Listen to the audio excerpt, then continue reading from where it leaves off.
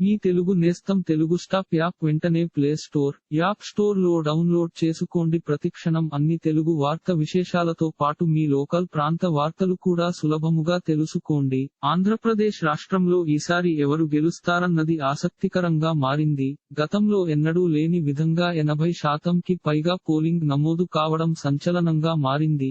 దీంతో విజయంపై ఎవరికి వారు ధీమా వ్యక్తం చేస్తున్నారు. ఈ క్రమంలో రఘురామకృష్ణరాజు ఏపీ ఎన్నికల ఫలితాలు గురించి మాట్లాడుతూ వైసీపీపై సెటైర్లు వేశారు. ఏపీ ఎన్నికల ఫలితాలు గురించి ఒక పక్క కేఏ పాల్, మరోపక్క వైఎస్ జగన్ 175 సీట్లు వస్తాయంటున్నారని, వారికి పెద్ద తేడా లేదని రఘురామకృష్ణరాజు పేర్కొన్నారు. ఎన్డీఏ కూటమికి తక్కువలో తక్కువ 125 స్థానాలు వస్తాయనుకుంటున్నాం. ఎన్నికల్లో రిగ్గింగ్ ను అరికట్టేందుకు వెళ్తే ఇన్ని కేసులా అంటూ పిన్నెల్లి రామకృష్ణారెడ్డి మీడియాలో మాట్లాడటం చూస్తే కంచ చేను మేస్తే అన్నట్లు ఉంది.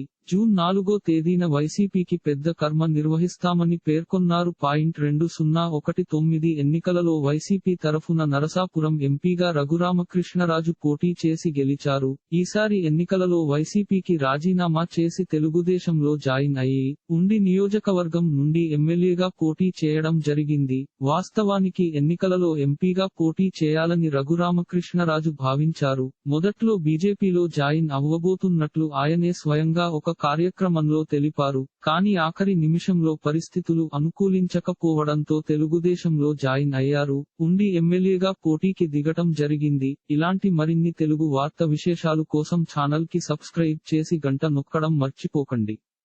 ఈ వీడియోని తోటి మిత్రులకి షేర్ చేయండి. మీ అభిప్రాయాన్ని కామెంట్ లో తెలపండి.